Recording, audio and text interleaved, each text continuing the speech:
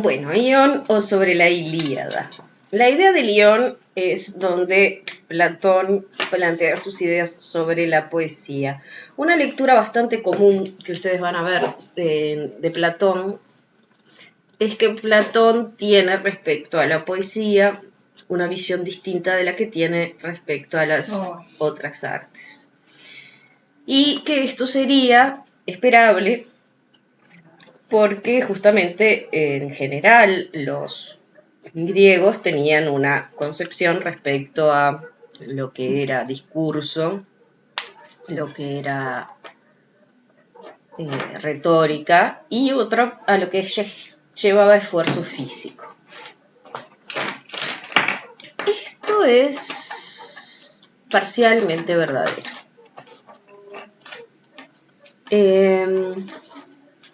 Por lo menos en mi opinión. Es parcialmente verdadero porque, si bien obviamente esculpir lleva esfuerzo físico y construir casas lleva esfuerzo físico e incluso pintar lleva esfuerzo físico, bailar lleva esfuerzo físico y el teatro es una cosa ya más compleja, ¿no? Pero supongamos que si consideramos solamente al dramaturgo y no a el resto de las personas que intervienen para que se haga posible una obra. O la música lleva un cierto esfuerzo físico, podríamos decir, pero esto es como que sería reducir y además distorsionar las características que tenían estas actividades en la antigüedad.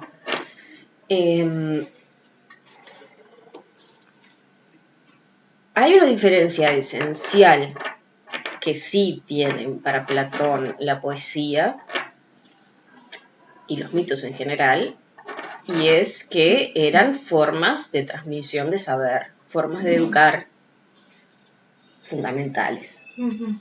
Y entonces, en ese sentido, y consideradas fuentes de sabiduría. Sí. Entonces, en ese sentido, sí, Platón tenía con respecto a la poesía, y especialmente los clásicos, Homero, ¿no? El Ilión sobre la Ilíada, tenía una posición distinta que respecto a otras artes. Pero en ese sentido puede ser en momentos más respetuosa como menos respetuosa, es decir, no necesariamente siempre le jugó a favor a la poesía. Después, las artes que nosotros llamaríamos visuales en la época de Platón gozaban de mucho prestigio. Y puede ser, sí, que los aristócratas no las practicasen profesionalmente, pero incluso del propio Platón se dice que practicó la pintura en su juventud. O sea que formaban parte de... O sea, yo no tengo registros, ni siquiera de oídas, de que los aristócratas tuvieran como hobby la albañilería en ninguna época. O sea, ya eso nos da una pauta de que era considerado, sí, esfuerzo físico, pero no es lo mismo que otras cosas. Y después también que la poesía en general venía acompañada, y justamente Ilión es un ejemplo de ello, de danza y música. Y bueno, e interpretación. De hecho, si nosotros pensamos en que las artes visuales, sobre todo, son las artes miméticas, tenemos que pensar que en principio las artes miméticas eran las artes del actor, del mimo. Y la actuación era más bien puesta en escena, expresión, performance, danza. Uh-huh. Danza con canto, y bueno, y la poesía justamente venía a tono con el ritmo, era un ritmo, o sea, los versos en esta época tenían una función muy importante, o sea, la medicina se escribía en verso, hay una función mnemotécnica fundamental. si ustedes algo se lo aprenden en rima, es mucho más fácil de memorizar. Y esta gente no podía ir con todos los papiros para todos lados. Entonces, o sea, no todo el mundo memorizaba todo, está claro, pero había cuestiones que, o sea, el ejercicio de la mnemotecnia era importante y además era más común, o sea, tenían más tiempo y manejaban menos cantidad de información de la que manejamos nosotros. O sea que la memoria funcionaba de otra manera y pensar que memorizaban poemas trágicos enteros, que a nosotros nos cuesta hasta leerlos enteros, no es nada disparatado. Entonces, en este periodo, Platón no va a cuestionar el saber de la poesía, no va a cuestionar la verdad de lo que diga la poesía, sino el conocimiento que pueda tener el poeta o el intérprete de la poesía, en este caso el rapsodo.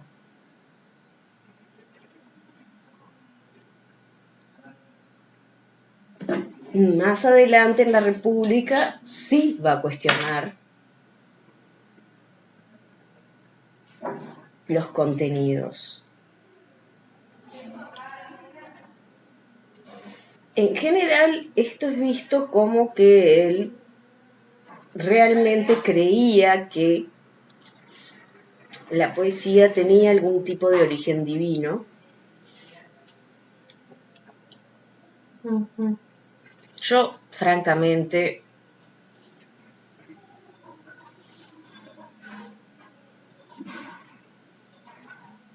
no soy especialista en Platón, ni nunca traté de serlo. Tal vez pensaba eso. Yo, francamente, de lo que he leído no se puede sacar esa conclusión. No se puede sacar la contraria tampoco. Eso es importante decirlo, pero tampoco queda claro que él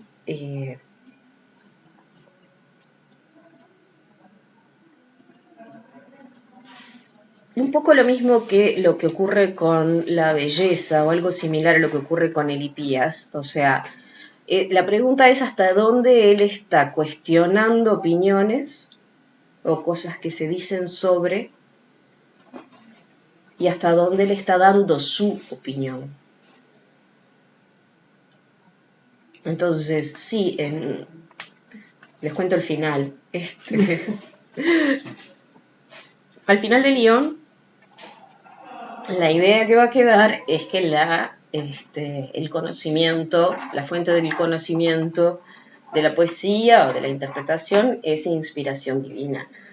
Ahora, no queda claro si eso significa que, para mí, si eso significa que Platón creía que la fuente del saber que tiene la poesía era algún tipo de divinidad, o significa que no hay ninguna mejor respuesta y cierra el diálogo por ahí.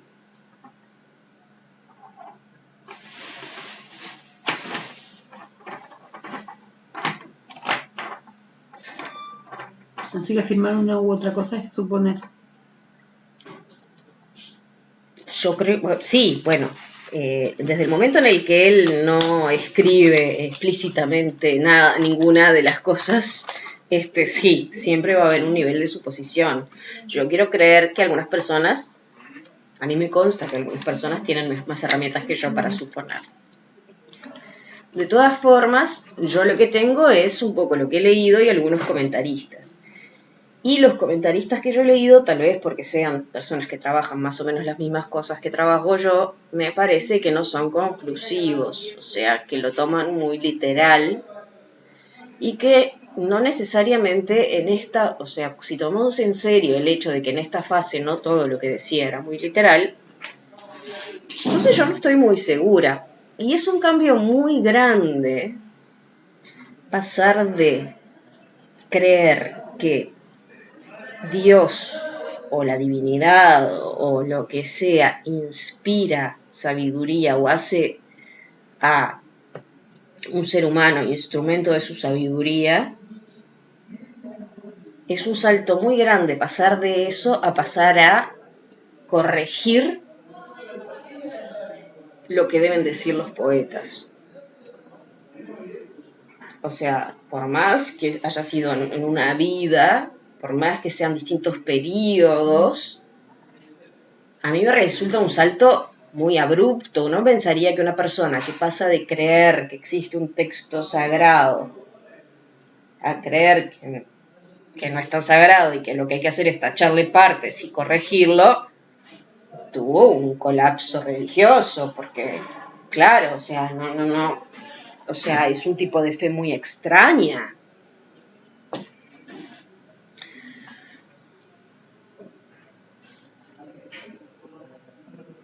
Es verdad que el pensamiento de Platón estuvo en mutación muy grande y fue objeto de muchas influencias, ¿no? Desde místicas hasta racionales.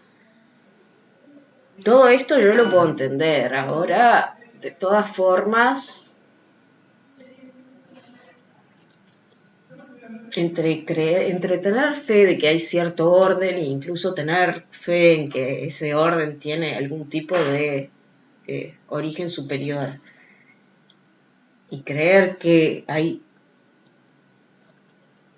ciertas personas a las que se le transmitieron ciertas palabras y que esas palabras quedaron, hay una diferencia grande. No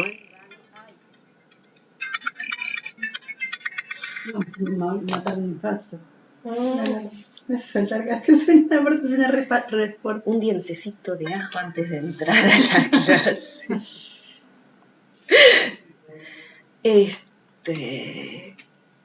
Y, o sea, no en vano las religiones de textos sagrados son poco propensas a creer, por ejemplo, en oráculos o en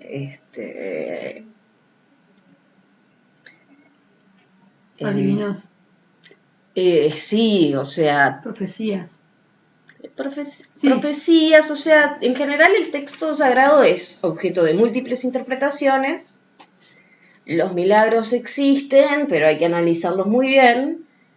Pero, o sea, que alguien se drogue y hable, eso ya es más para un exorcismo que para hacerle caso, ¿no? O sea, y en general las religiones con textos sagrados tienden a atenerse al texto y no a confiar en los misterios. O sea, sí, claro, hay ciertas cuestiones que hay ciertos dogmas que toda fe tiene, porque si no, no es una fe. O sea, hay cosas que hay que creerlas.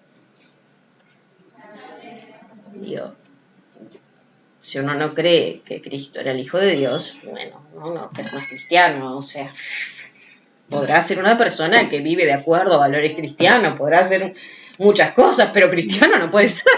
Digo, es parte. Hay ciertas cosas en las que sí que hay que creer, digamos, de ojos cerrados. Ahora, ya cuando se incorporan otros elementos, en general las religiones donde la fuente de información divina es más flexible, generalmente no hay textos sagrados rígidos. Por lo menos yo no conozco. O sea,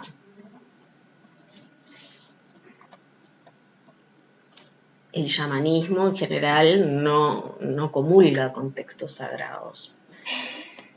Porque justamente la función del chamán es comunicarse, es trasladarse, es responder a las preguntas, no irlas a leer no es simplemente un sacerdote. Entonces, francamente, a mí me resulta un poco difícil pensar que, por un lado, pensaba que Homero había sido poseído por la divinidad y entonces había escrito verdades, y después, por más que haya sido años después, llegó a la conclusión de que verdades, una miércoles, acá hay que tachar, esto hay que sacarlo, y mira, Homero, ¿sabes qué? Mejor fuera.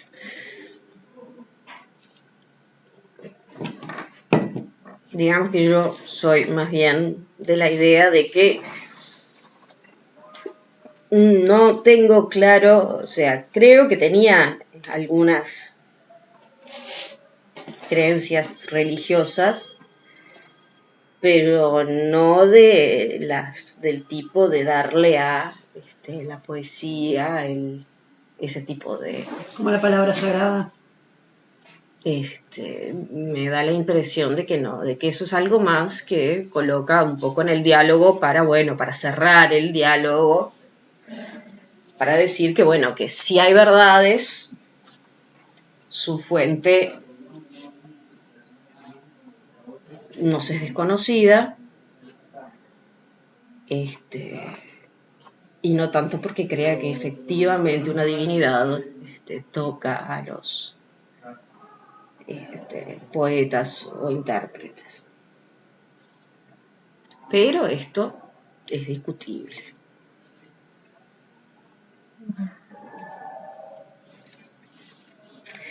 Ion es un rápsoda. Un rápsoda era justamente un intérprete de poesía que era un performer, digamos, que básicamente participaba, eso que un poco Nietzsche le echa la culpa a la época, cuando ya para él, según él, ya se había prostituido todo el arte, y entonces eran concursos y premios, y no estaba la relación, digamos, más inmediata y vital, sino que había en juego toda una relación de premios, concursos, dineros, y la reproducción de obras consagradas era parte de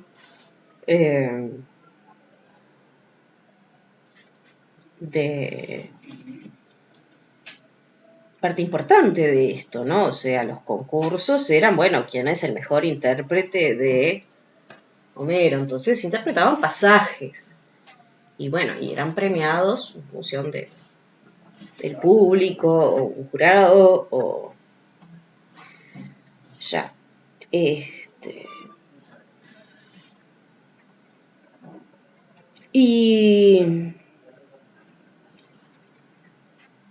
Y bueno, y entonces incluso empieza este diálogo de una forma en que parecería colocar a Ion en un lugar muy parecido al del sofista, en el sentido de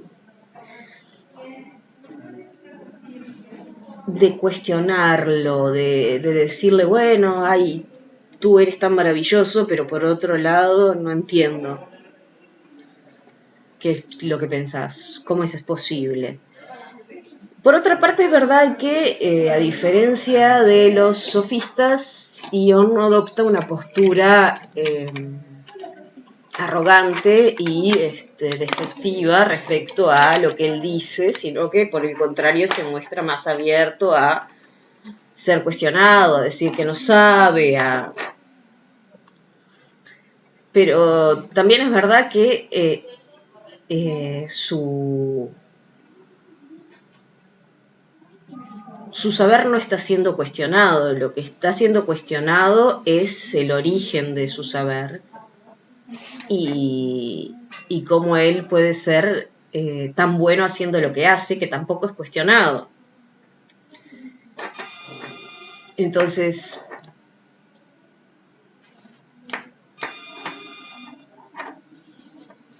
hay en ese sentido una diferencia que haría, bueno, o sea, si ustedes dijesen, si yo en este momento estuviese exponiendo un texto mío, y ustedes me lo criticasen, yo tendría que defenderlo de una cierta forma. Ahora, si ustedes criticasen a Platón, yo podría defenderlo más, defenderlo menos, pero no me voy a sentir tan interpelada, porque bueno, yo qué sé, es lo que pensaba Platón. Yo lo entiendo, no lo entiendo, pero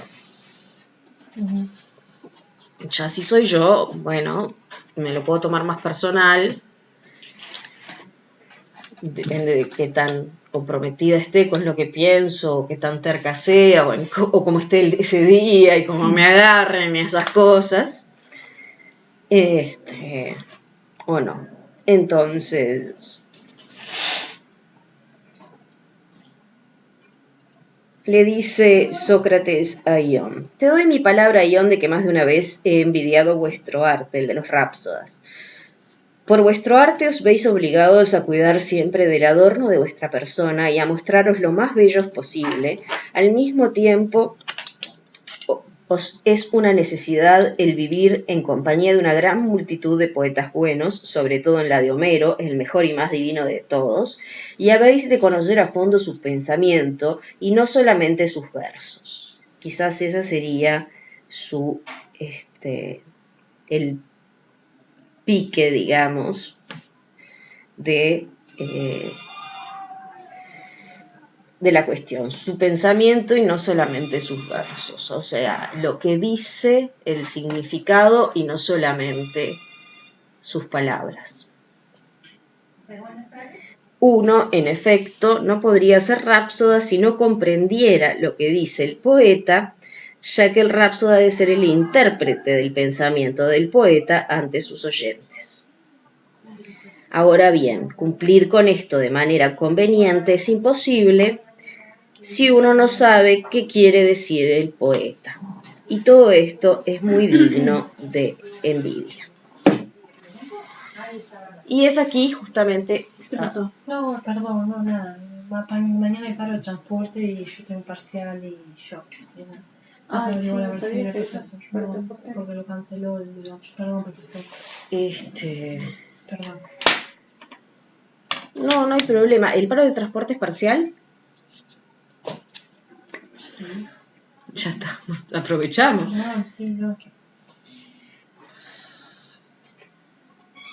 No, por paro de transporte. Y Fleitas o Freitas, por favor. Fleitas suspendió el parcial que iba a tomar mañana. Pero yo tengo y no sé qué va a hacer acá, cámara, no sé, pero si lo ponen ya no. Y que no va a poder venir. No va a poder venir si tiene de Montevideo también. Porque nosotros acá adentro nos movemos igual. Perdón, no quiero cortar la clase. Ni tanto, porque vos en Rosario sí hay paro de transporte. Pero compañía Colonia a veces para también, a veces sabía. Seguimos, profe, yo cuando veo que está Sebastián. Bien. Una corredita ahí. Tienes razón, Sócrates. En lo que a mí respecta, es esta la parte de mi arte que más dificultades me ha ocasionado, y creo ser, de entre todos los hombres, el que dice las cosas más bellas sobre Homero.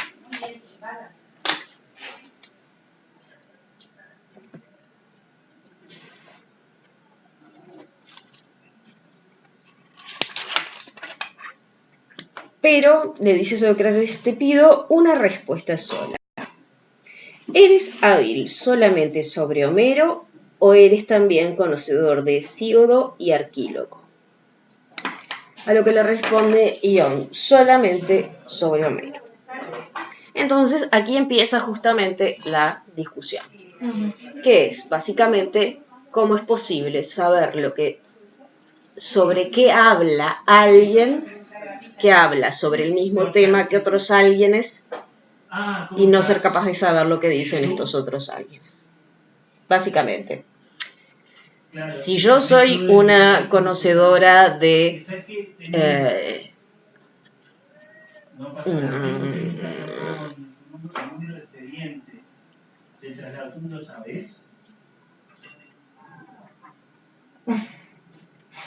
de Platón. La conocedora de Platón. no, pero Bueno, pero... Pero no me refiero, no quería ser, justamente no quería un autor, quería un tema. Si yo soy una conocedora de cuestiones sobre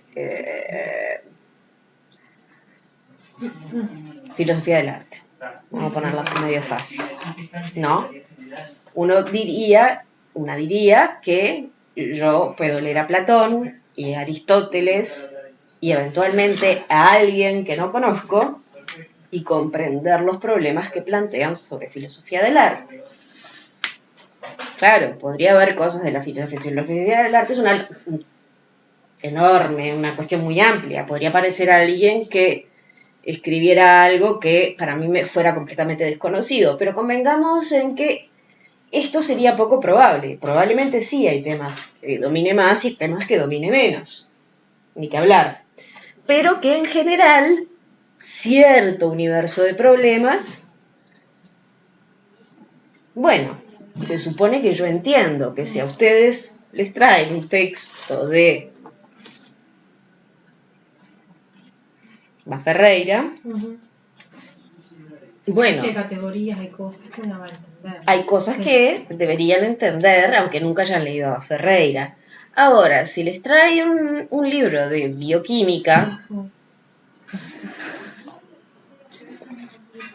pues, claro, sí, hay cosas que pueden entender. Algunas herramientas que les hayan quedado de la última vez que hayan estudiado biología, bioquímica en particular. Si son aficionadas, tal vez lean textos de divulgación sobre eso, pero hay niveles en los cuales lo esperable es que no entiendan de qué están hablando. Claro.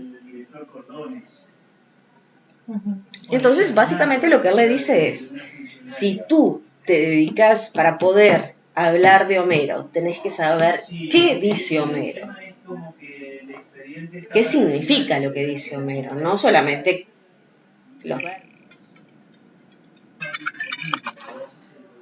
sino qué quiere decir con eso. Bueno, entonces si entendés sobre qué habla, también deberías entender de ese tema cuando escuchas a otros hablar de ese tema. Muchísimas gracias, disculpe la molestia. Hasta luego. Pero ya le dice que no. Y él le dice que él sabe de Homero.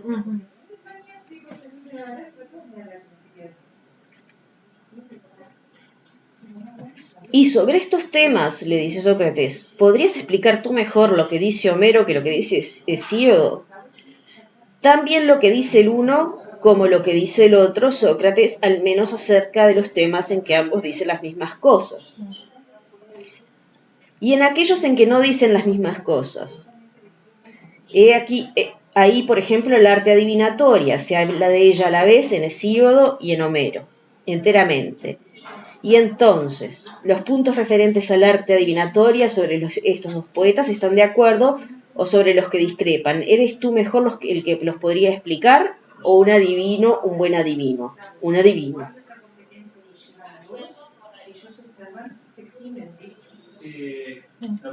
¿No? Pero supongamos que tú fueras adivino. Si estuvieras en condiciones de explicar los lugares en que ellos están de acuerdo, ¿tú podrías también explicar tú? ¿No podrías explicar tú aquellos en que están en desacuerdo? Evidentemente. ¿Cómo es, pues, posible que tú seas conocedor de Homero y que no lo seas, en cambio, de Hesíodo ni de los demás poetas? ¿Acaso no habla él con la mayor frecuencia sobre las guerras, sobre las relaciones mutuas de los hombres buenos y malos, profanos y artesanos, sobre las relaciones que los dioses tienen entre sí con los hombres, sobre los fenómenos celestes y el mundo del Hades, sobre las generaciones de los dioses y los héroes? ¿No son estos los temas que trata la poesía de Homero? Dices verdad, Sócrates. ¿Y los demás poetas acaso no tratan esos mismos temas? Sí, Sócrates, pero ellos no han realizado su labor de poetas de la misma manera que Homero, ¿no? Y entonces aparece la idea de que existe una labor de poeta de la misma manera que Homero. ¿Cómo es eso? ¿Es que lo han hecho peor? Mucho peor. ¿Y Homero lo ha hecho mejor? Mucho mejor. Veamos, pues, querida cabeza de Ion. Cuando diversas personas hablan acerca del número y una de ellas habla del mismo excelentemente, cualquiera reconoce sin duda a aquella que habla bien, ¿no? Sí. ¿Es este el que posee la ciencia de los números? Sí. Y bueno, y cuando alguien habla de alimentos, lo mismo. Y cuando alguien habla de un tema, también. Yo ya le pasé a la secretaria del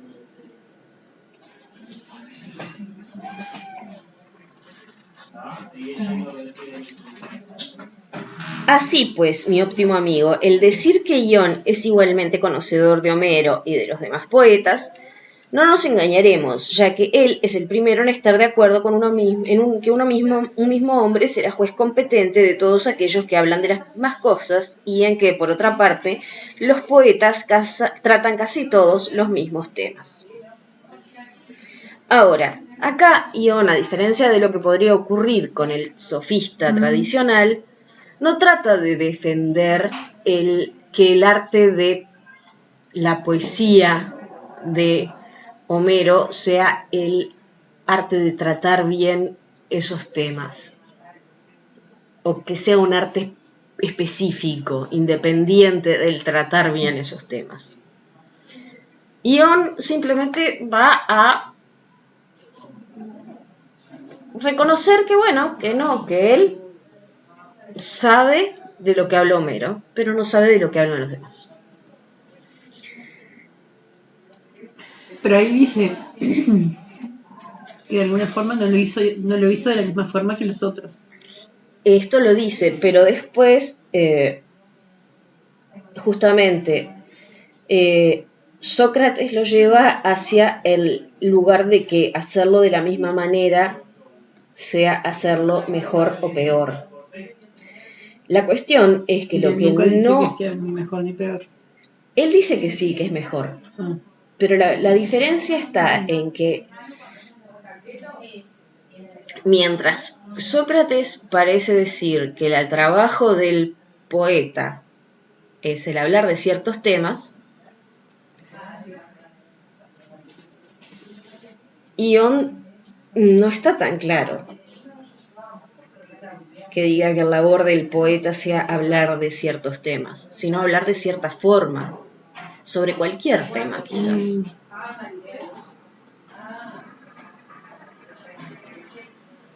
Claro, esto traería el problema de cómo alguien habla de temas, de cosas que no sabe. Que es un poco lo que está cuestionando Sócrates. Dice, bueno, a ver, nosotros cuando escuchamos a alguien hablar bien sobre algo, nos damos cuenta que esa persona sabe.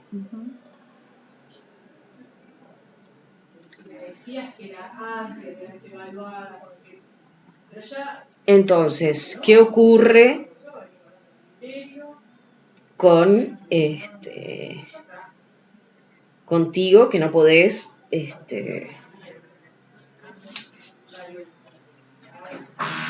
comprender los temas cuando los habla otro poeta? Solo los comprendes cuando los habla Homero. Y Ion de alguna forma le dice, bueno, sí, ¿cómo explicar lo que me ocurre, Sócrates? Cuando alguien conversa acerca de algún otro poeta, yo no presto a ello nada de atención y me siento incapaz de enunciar nada que valga algo, sino que simplemente dormito. Pero menciona a alguien Homero, inmediatamente estoy despierto y con el espíritu atento y las ideas me vienen a montones.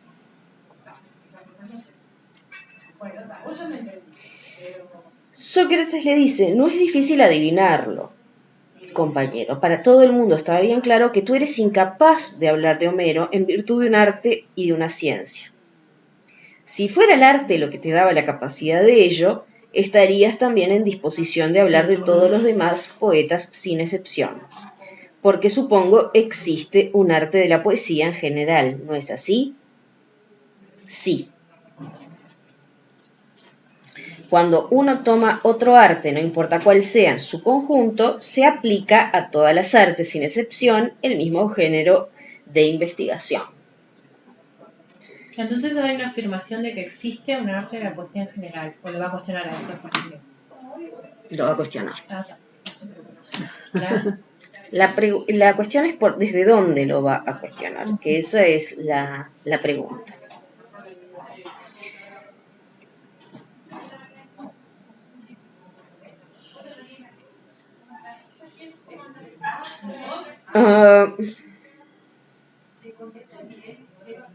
Hay un arte de la pintura en general, nota, por aquello de que no estaban tan alejadas. Digo, no es tanta casualidad, o sea, que no ponga al albañil y que ponga al pintor.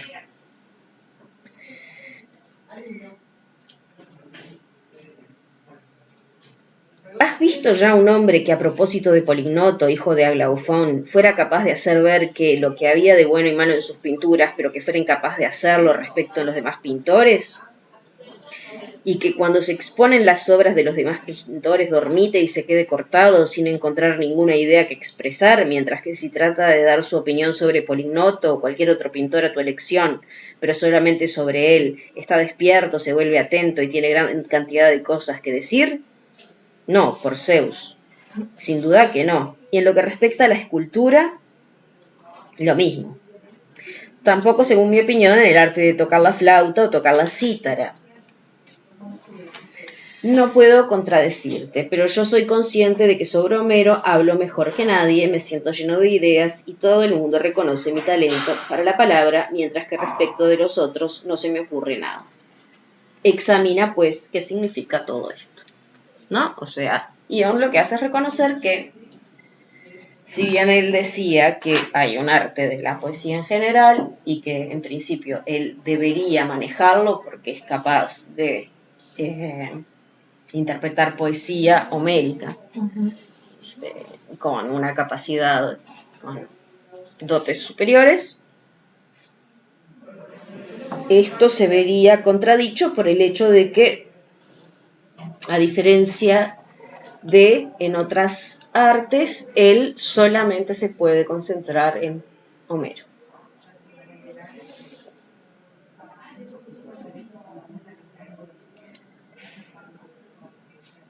Yo lo veo, Ion, le dice Sócrates, y estoy dispuesto a darte a conocer qué es lo que esto significa a mi modo de ver. Este don de hablar bien sobre Homero es en ti no un arte, como ya te decía hace un rato, sino una fuerza divina.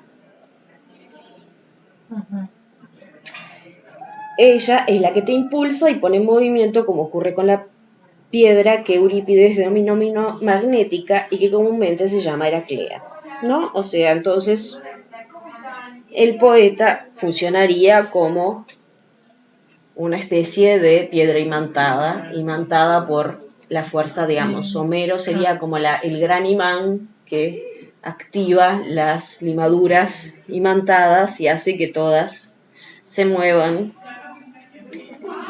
cuando, digamos, están bajo la influencia, ¿no? Serían formas de posesión, dice. Están inspirados por un dios, por estar poseídos de él, presas del delirio de los coribantes, no son dueños de su razón cuando danzan, así tampoco los poetas líricos son dueños de su razón cuando componen esos bellos versos, desde el mismo momento que han puesto pie en la armonía y en el ritmo, son arrebatados por transportes báquicos y bajo la influencia de esta posesión.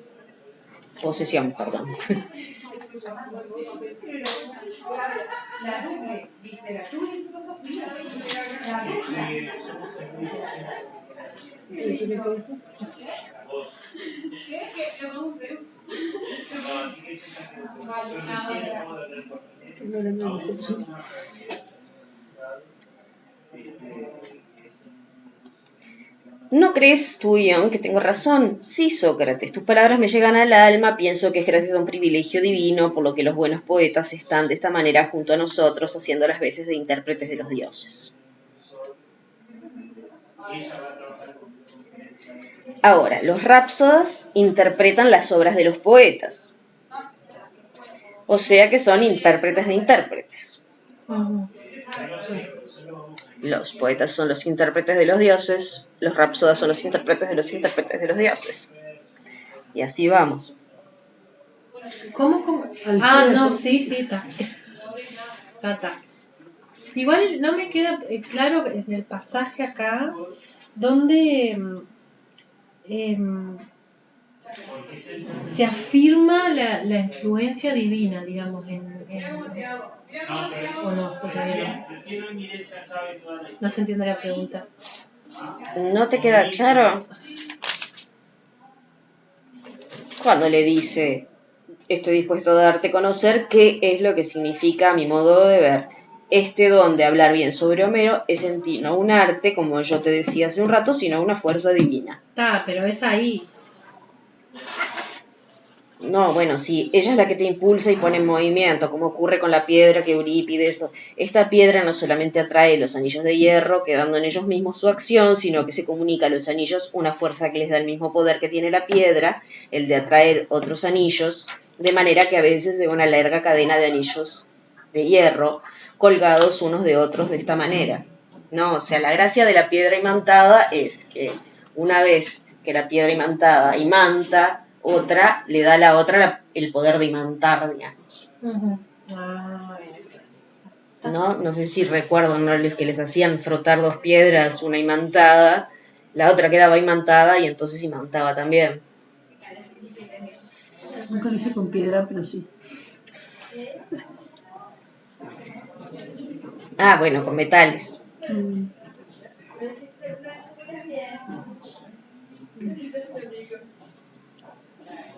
Las puntas de los destornilladores.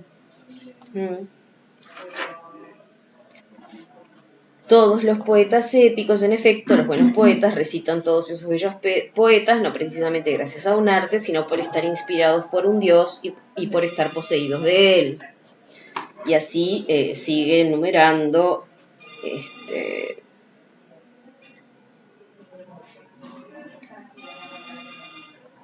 los distintos versos. Porque ellos no hablan así a consecuencia de un arte, sino en virtud de un privilegio divino, ya que si ellos supieran hablar de un tema con soltura en virtud de un arte, lo sabrían hacer también respecto a los demás temas. Y si la divinidad los priva de la razón, tomándolos como servidores suyos, como hace con los profetas y los adivinos inspirados, es para enseñarnos a nosotros los oyentes que no son ellos los que dicen cosas de tanto precio y valor, ellos no son dueños de su razón, sino que es la misma divinidad la que habla y la que se hace oír de nosotros por intermedio de aquellos.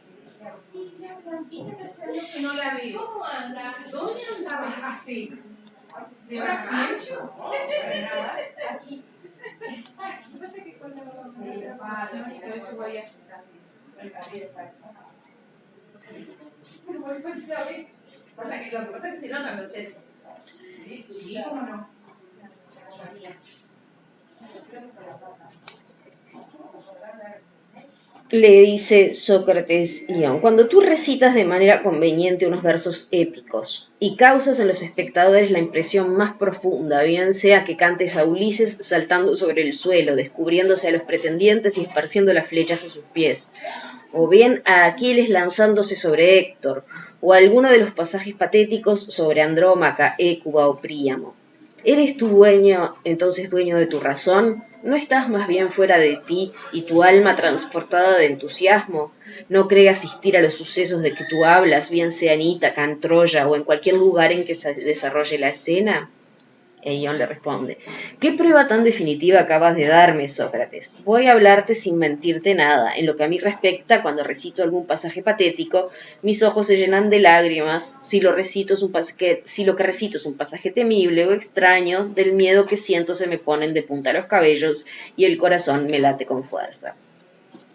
Entonces, Ion, hemos de decir que es dueño de tu razón este hombre que, adornado de una vestidura de colores variados y de coronas de oro, se pone a llorar en los sacrificios y las fiestas, sin haber perdido ninguna de estas joyas, o bien experimenta un miedo raro delante de más de 20.000 personas que están bien dispuestas para con él, aun cuando nadie le despoje de nada ni le haga el menor daño? O sea, básicamente, ¿cómo es posible que te pongas en un estado de miedo cuando no estás frente a ningún peligro? Sí, sí.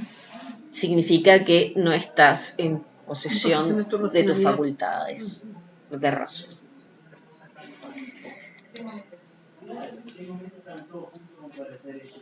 Y sabes tú que sobre la gran mayoría de los espectadores producís vosotros los mismos efectos, ¿no? O sea, en ese sentido, es algo que... Esto es interesante, porque realmente el efecto...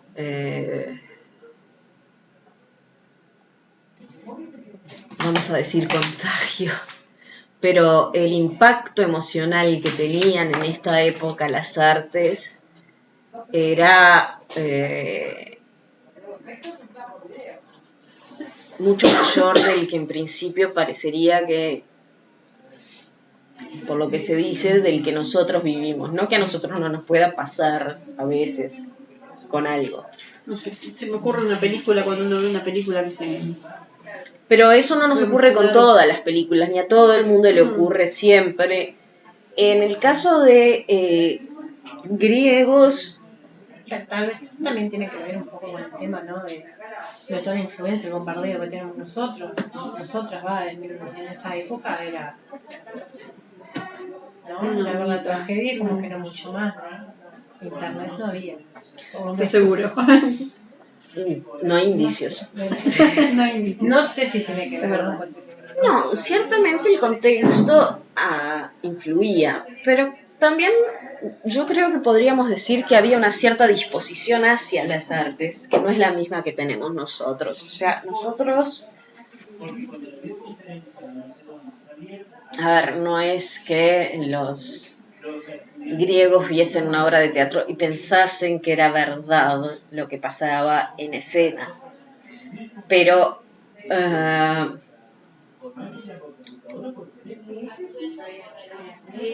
se dejaban llevar más por la ilusión. Nosotros tenemos un enorme ejercicio ya sabemos que no. sobre el hecho de que eso no es de verdad. Sí, y ahí lo que se me viene a la cabeza no es si el poeta escribe, ¿no? Bajo la divinidad, o sea, bajo la influencia de la divinidad, y el rap se interpreta lo que hace el poeta también bajo la divinidad, o sea, estaría transmitiendo una verdad también, ¿no? Y capaz, no sé si ya el pueblo griego llegaba a razonar todo eso o no, los que iban al teatro, pero capaz que también los predisponía a verlo, vivirlo más así, no sé. El saber que está transmitiendo una realidad de situación. Claro, estoy suponiendo así. Claro, si es una realidad. El tema acá, pues lo que parece curioso aquí es que de lo que parece ser un delirio colectivo,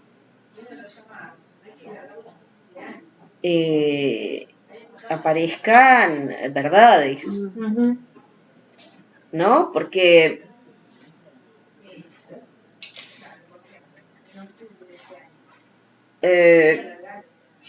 y ahí es donde viene lo que es educativo también, ¿no? Pensando en eso, validar totalmente que sea educativo. El gran tema, creo, es ese, porque nosotros vamos a ver con Aristóteles otra dimensión, que era una dimensión muy considerada en Grecia, donde la poesía tenía determinados, y el teatro tenían determinados efectos emocionales, pero no por decir verdades, incluso se podían decir falsedades y tener esos efectos, con el objetivo de lograr esos efectos. Y lo curioso es que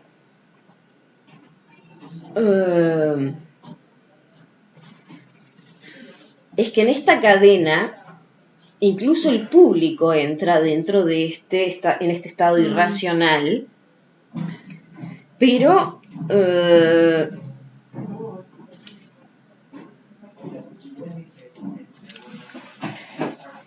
Pero, profe, perdón, ¿no? Es irracional por lo que se refería hoy antes de que no, en realidad, o sea, él está interpretando, no es algo que el rap se sienta.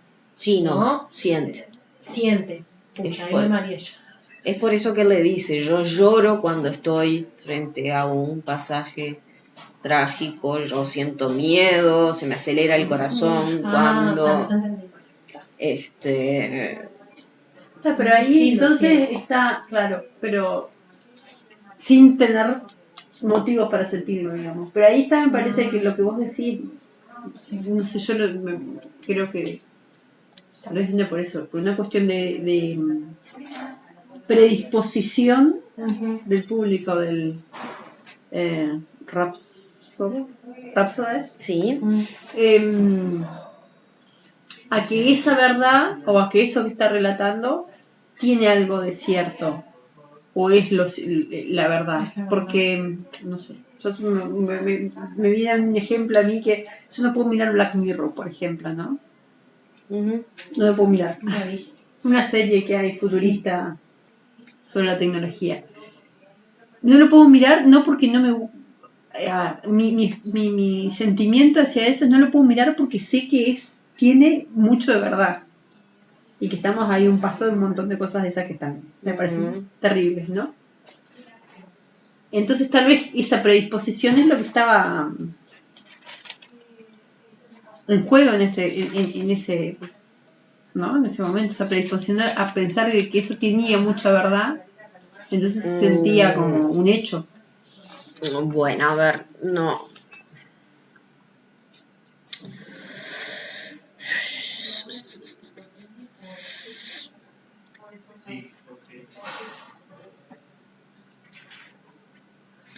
Bueno, a ver, la cuestión ahí es cuántas capas de información pueden afectarnos y en qué medida eso es razonable o no. Por una parte,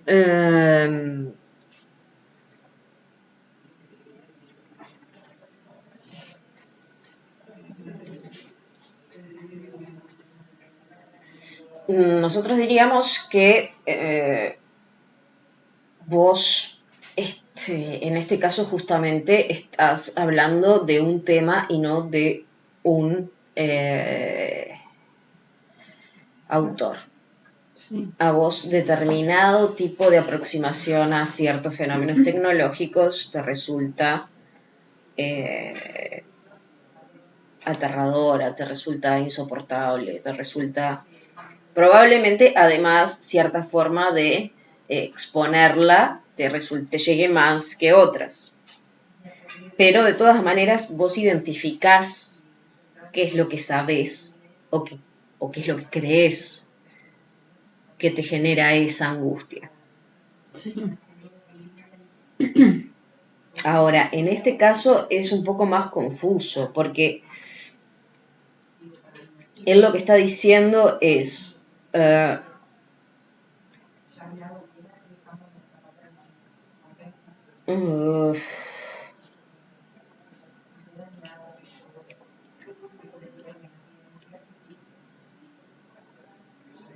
que no importa cuál sea el tema,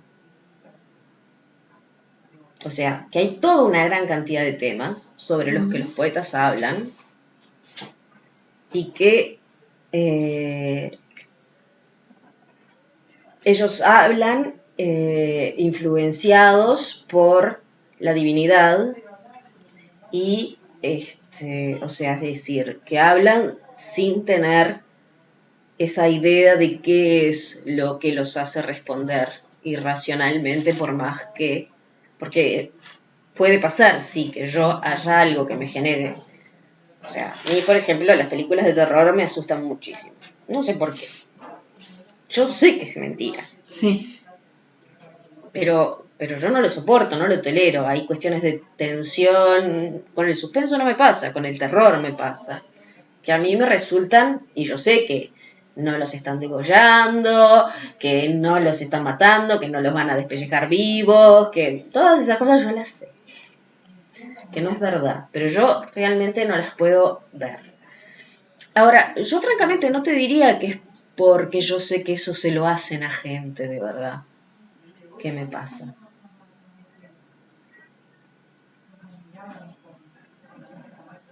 Habría que ver esa sensibilidad, qué es lo que marca. Ahora, de todas formas, lo que yo sé de eso, no lo aprendí con la poesía.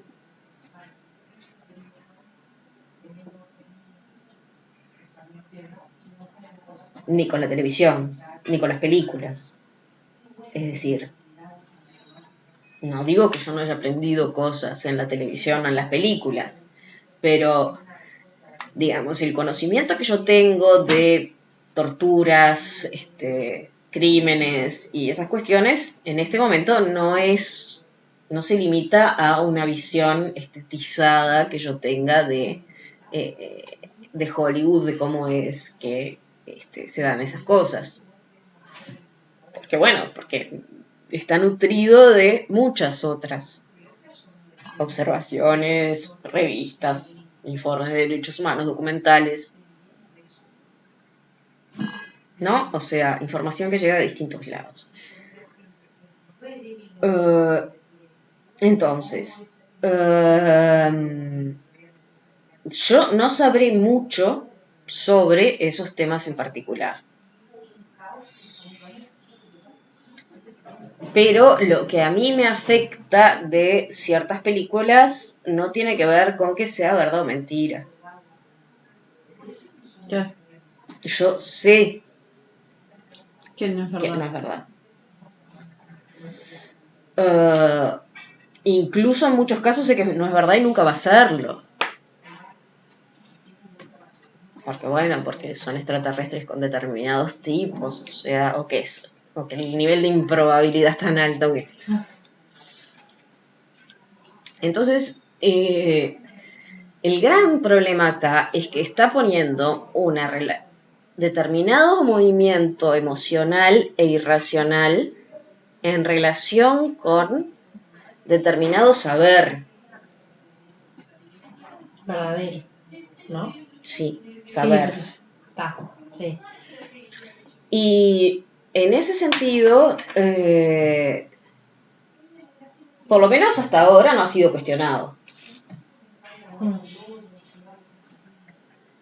Entonces, y hasta ahora se lo postula como saber, porque él dice, o sea, tú tenés que saber el significado de las cosas y no solamente los versos. Así que tenés que conocer sobre qué hablan, no solamente qué dice. Y eso se traslada al poeta. El poeta debería haber sabido de qué hablaba y no solamente qué decir.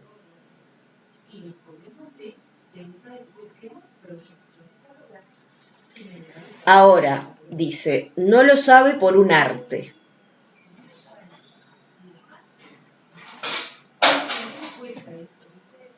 Porque si lo supiese por un arte, si fuese por un método, podría reconocerlo en todos los otros autores. Y podría reconocer quienes dicen lo correcto y quienes dicen lo incorrecto.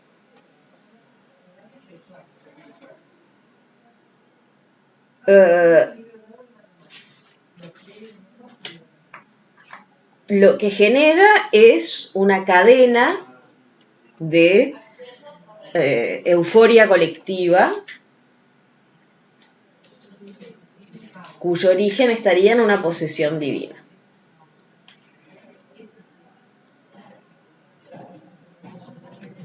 Ahora, el problema que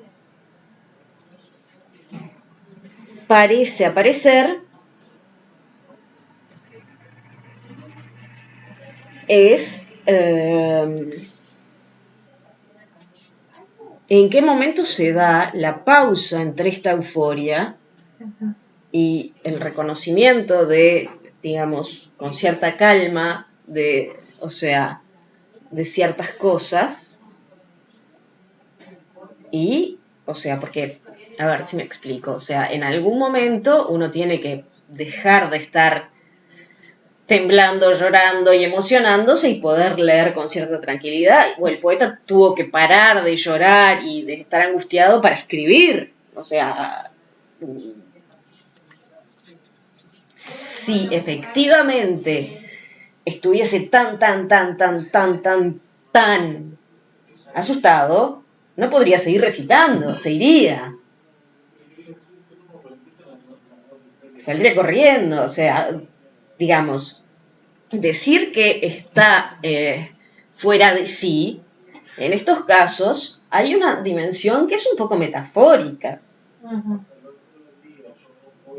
¿No? O sea, sí, es verdad. O sea, yo me puedo identificar muchísimo con una película y llorar al final y sentirme, incluso quedarme angustiada después.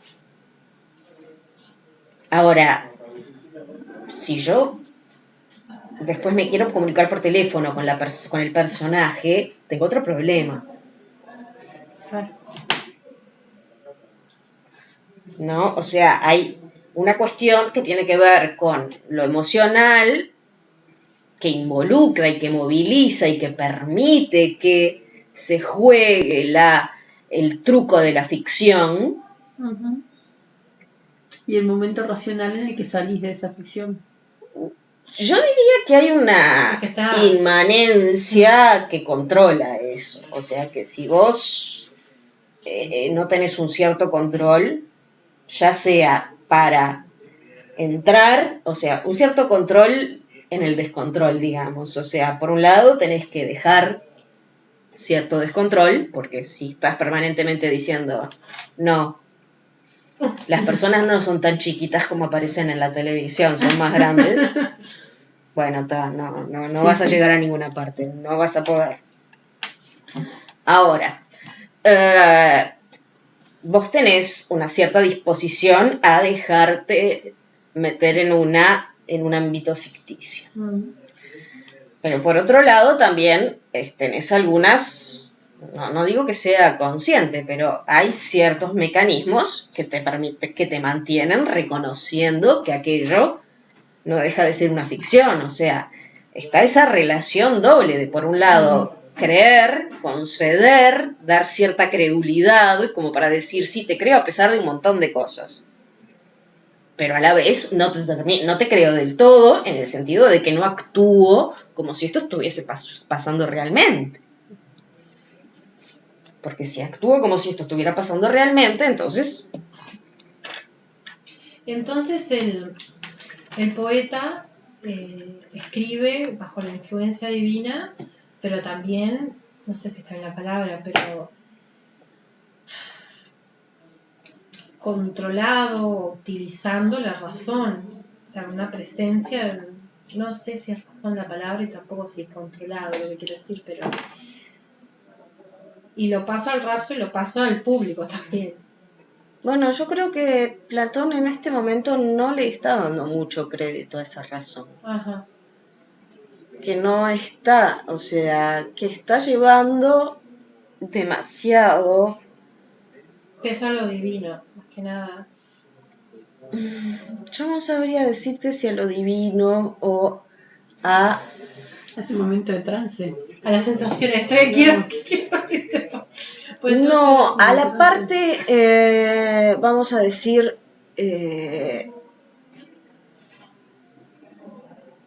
al aspecto manipulador de la poesía.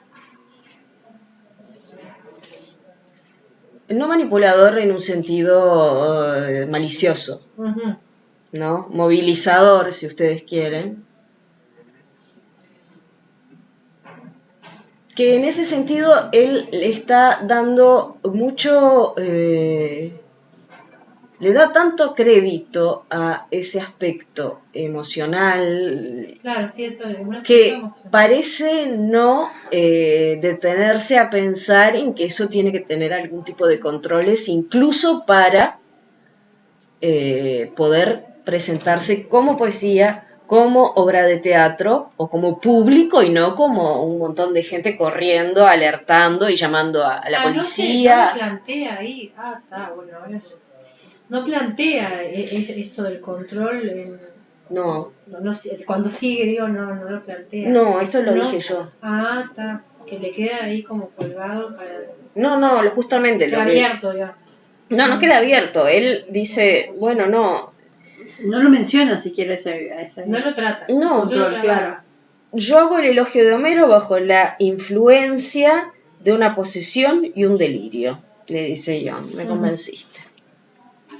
Y uno diría, bueno, no, si estuviese bajo el influjo de una posesión y un delirio, hay cosas que nos cerrarían.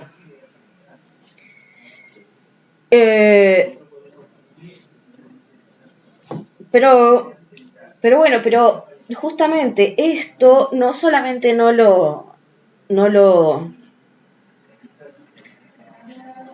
plantea Platón, sino que además sigue adelante y le pregunta, bueno, pero sobre todos los temas de los que habla Homero, ¿vos hablás igual con el mismo conocimiento? O sea, primero era la cuestión de si vos hablás sobre todos los... si vos hablás sobre todos los poetas o sobre Homero. Solo sobre Homero. Ah, bueno, entonces eso no puede ser por un arte, porque no puede ser. Ahora, dentro de Homero, ¿vos hablas de cualquier cosa de la que dice Homero? No hay algunas sobre las que entiendas más, algunas sobre las que entiendas menos. No.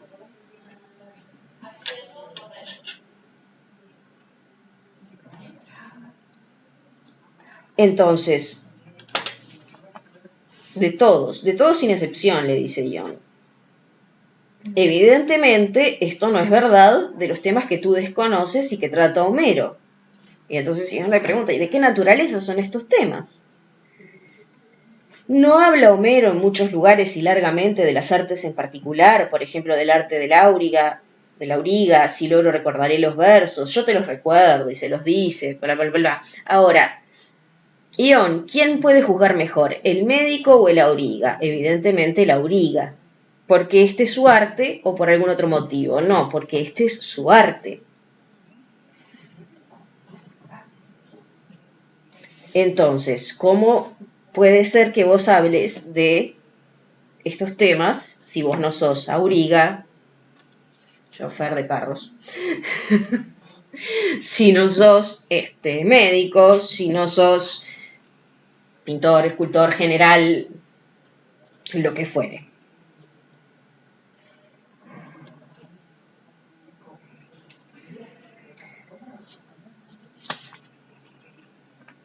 Entonces le dice, ¿crees tú que en todas las artes ocurre esto mismo, a saber que el mismo arte nos hace necesariamente conocer las mismas cosas y que otro arte no nos da a conocer las mismas, sino que por supuesto es distinto, por eso ello mismo nos hace necesariamente conocer otras cosas? Esa es mi opinión. O sea, que un arte nos enseña a conocer determinado grupo de cosas y otro arte nos enseña a conocer otro y no las anteriores.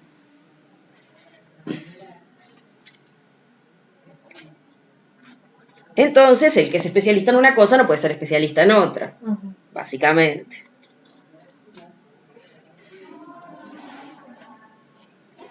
Entonces, ¿y en qué se diferencia el arte del rápsoda del arte del auriga?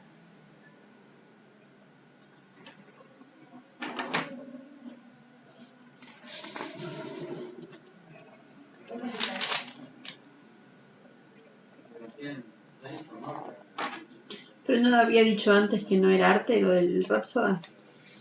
Lo que pasa es que ahora lo que había dicho era que... Había dicho que no, que la poesía no era un arte. Era un estado de posesión. Ahora parece seguir queriendo investigar si dentro de las cuestiones que trata, o sea, algo así como el arte de la poesía en general no existe. Ahora, dentro de las artes particulares de las que se habla, ¿hay alguna específica que el Rapsoda pueda entender mejor que las otras?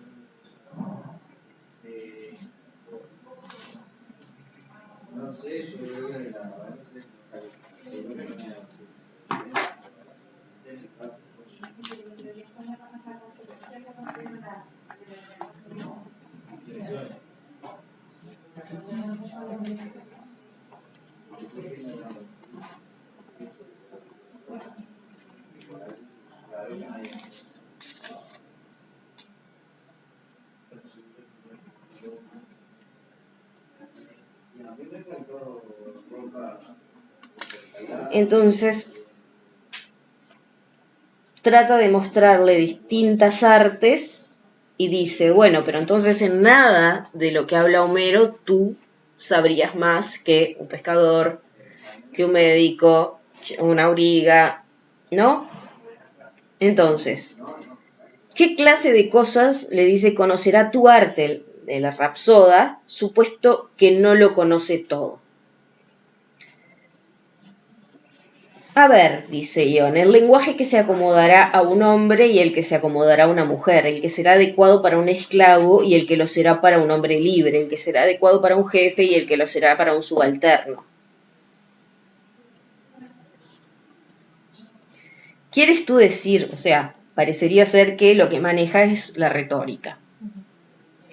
¿Quieres tú decir con eso que el lenguaje que es adecuado al que gobierna en el mar, un navío batido sobre la tempestad, lo conocerá mejor el Rapsoda que el piloto?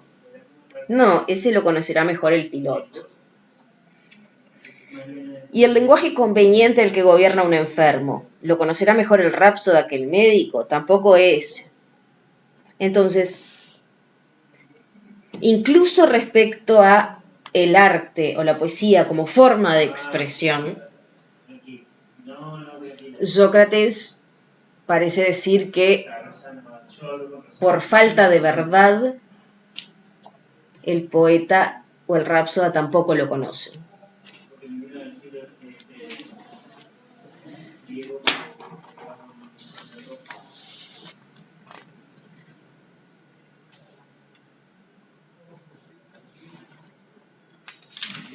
En eso, Ion mete la pata y se pone a decir que él sabría o que podría, dado que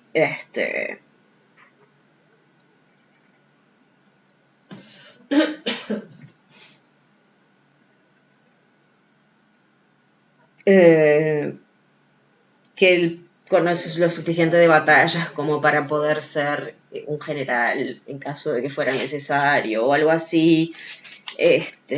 Y él le va a decir, no, bueno, pero eso cómo es posible.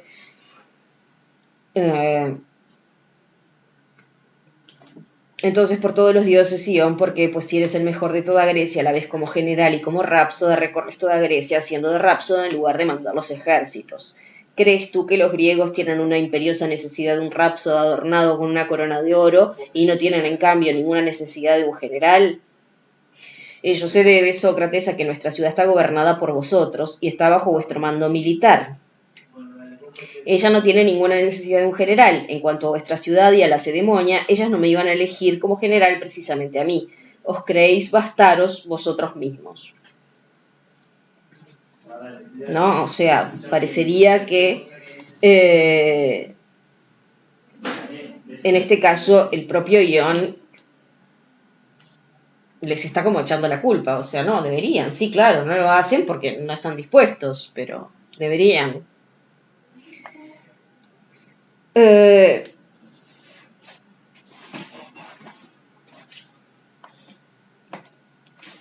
Pero vengamos a los hechos, Ion. Si tú dices verdad al atribuir a un arte y a una ciencia tu talento para elogiar a Homero, tú eres bien culpable luego de habértelas dado, en mi presencia, de saber sobre tantas cosas bellas sobre Homero y de haber prometido que ibas a darme una prueba de ello. Te burlas de mí, Y en lugar de manifestarme tu talento, ni tan siquiera quieres decirme cuáles son los temas sobre los que tienes habilidad y facilidad para hablar, pese a mi prolongada insistencia. Te portas simplemente como Proteo, tomando todas las formas y volviéndote en todos los sentidos, y finalmente, luego de habérteme escapado, me apareces como general para no hacerme ver cuán hábil eres en la ciencia de Homero. Sí, pues, como decía yo hace un momento, tienes sobre Homero los conocimientos del arte, y si después de haberme prometido me lo ibas a mostrar, te burlas de mí, eres culpable. Si por el contrario careces de los conocimientos del arte, y si gracias a un privilegio divino y a estar poseído por Homero y sin saber nada, dices sobre este poeta tantas cosas bellas, como he dicho al hablar sobre ti, no eres en manera alguna culpable. Escoge, pues, lo que prefieras, o bien que te consideremos un hombre injusto, o bien que te consideremos divino. La diferencia es muy grande, Sócrates. Es mucho más bonito que se me considere divino. Pues bien, Ión, te concedemos lo que te parece más bello, el ser divino y de carecer de conocimientos del arte en tus elogios sobre Homero. Entonces,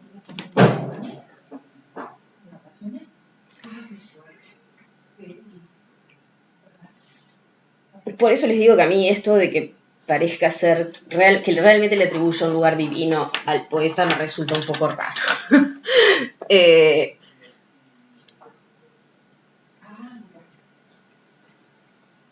Porque termina diciendo que él que él no sabe. Claro, o sea, carece. Pero la cuestión acá es que no saber no significa no decir verdades. Ajá. Pero por ahí, en eso es que justifica que sea de origen divino. Ahí va. Lo que no está en posición de hacer por su arte, si es que existe tal arte, o por su talento, Ión, es juzgar sobre la verdad o falsedad de las cosas que dice.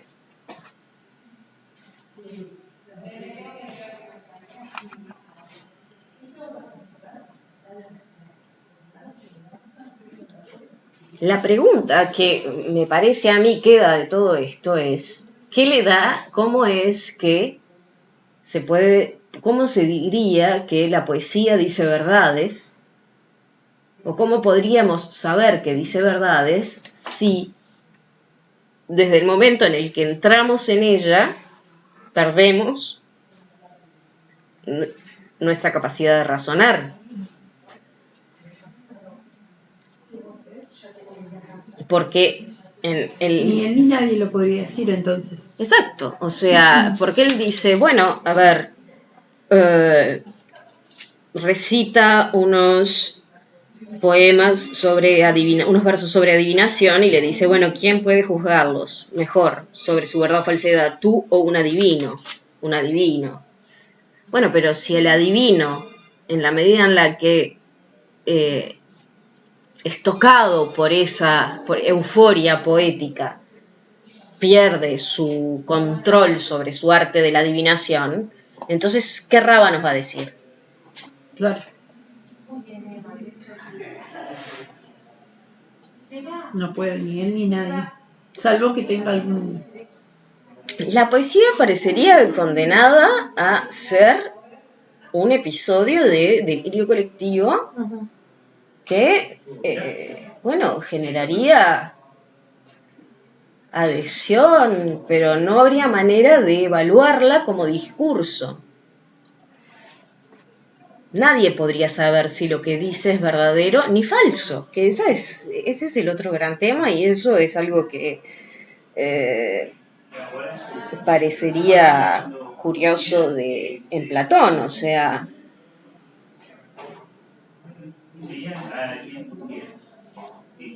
uno pensaría que, o sea, que él está cuestionando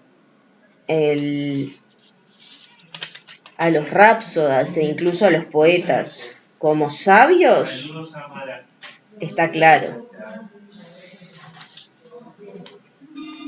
Lo que quienes interpretan que esto significa que él creía en la divinidad, a mí me parece que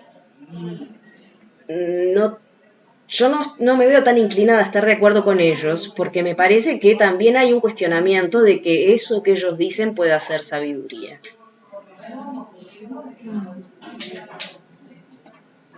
Eso es lo que yo no encuentro,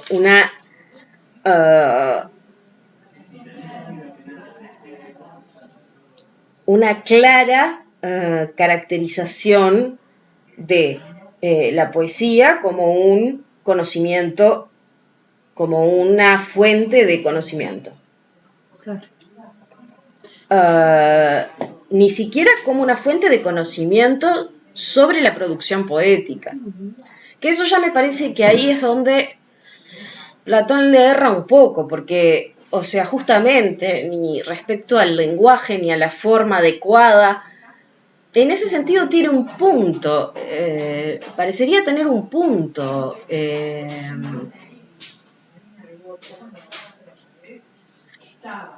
Ion. O sea, podríamos decir, esto es discutible, pero podríamos tener la teoría poética de que un piloto de navío, en caso de que haya problemas en una tormenta, debe gritar con voz firme y valiente. Y que el piloto de navío que no lo haga está equivocado.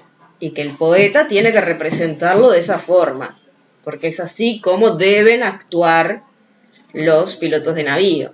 Y que si lo representa actuando de otra manera, lo está representando como un mal piloto de navío.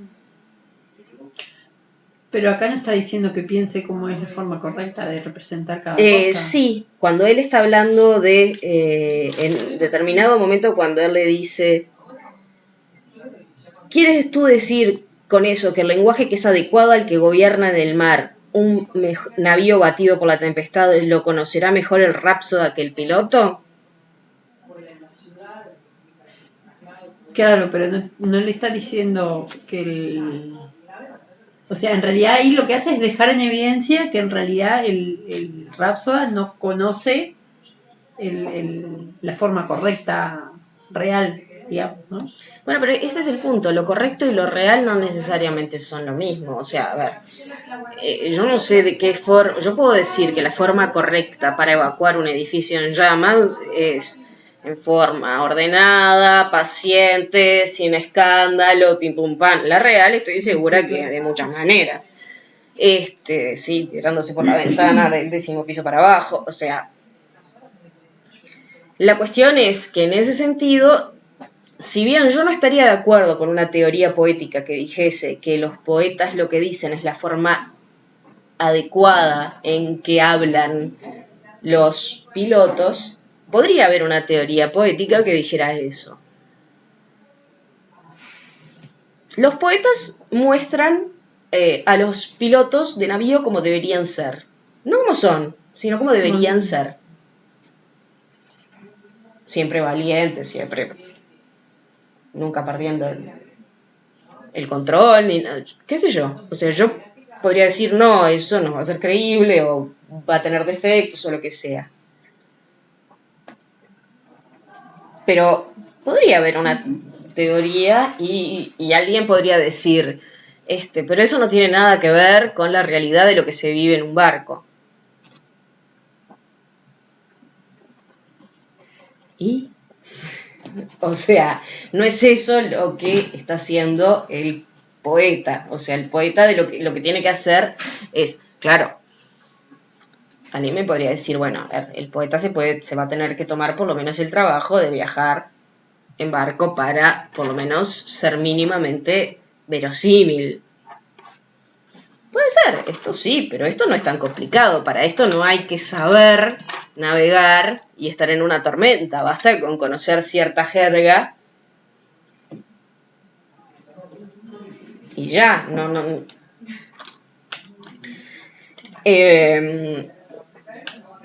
Pero justamente este trabajo, el de conocer el cierto estilo, cómo hablan ciertas personas, qué dicen, no parece ser algo que él lee, un trabajo que Platón le considere como un trabajo que el poeta haga.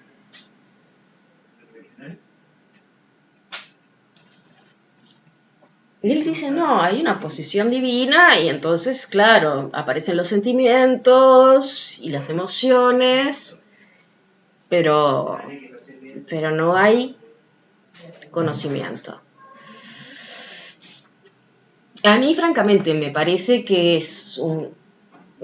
más razonable pensar que es un cuestionamiento, sí, del Rápsoda y del poeta como sabio, pero que ya se deja adivinar un golpe por elevación hacia la poesía.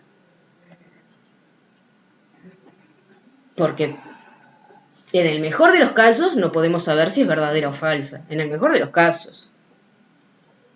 En el peor tenemos que pensar que es un ataque de delirio colectivo y que por lo tanto...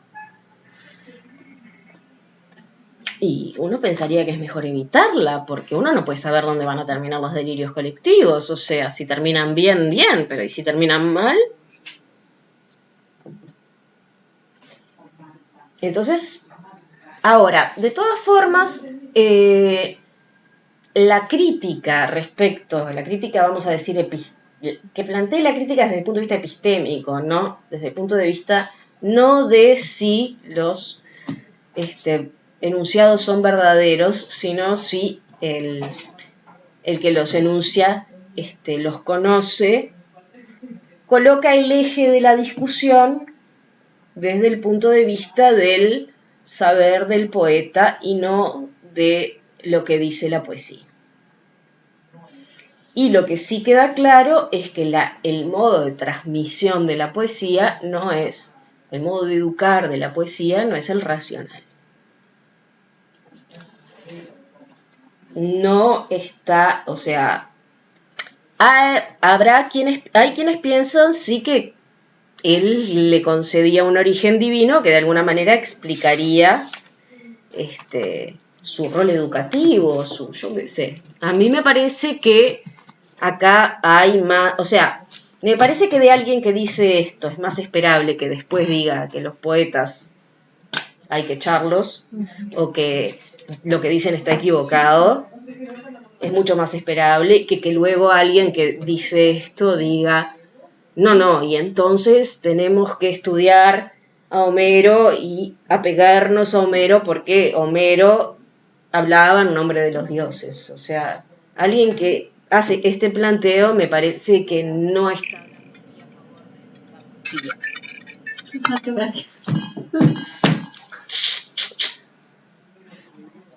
Pero él no lo dice, él no arremete contra la poesía en forma expresa. E incluso, ya les digo, hay quienes consideran que Platón consideraba la poesía de origen divino. Es verdad que Platón suele utilizar los mitos y suele decir que se deben usar los mitos. Pero también es verdad que él suele decir que son los gobernantes los que tienen que inventar los mitos que hay que decir. No que los gobernantes tengan que creerse los mitos. Entonces yo no digo que fuera ateo. Lo que digo es que no, eso no lo sé. Lo que digo es que el dios de Platón no es un dios cuyas palabras estuvieran tan encarnadas en la mitología de su época, o un dios que él creyese que estaba en algún texto sagrado que él tenía que respetar. Tal vez sí tenga que ver con el orden, la armonía del universo, la razón, las ideas, pero mitos, no, yo no soy muy amiga de esa interpretación.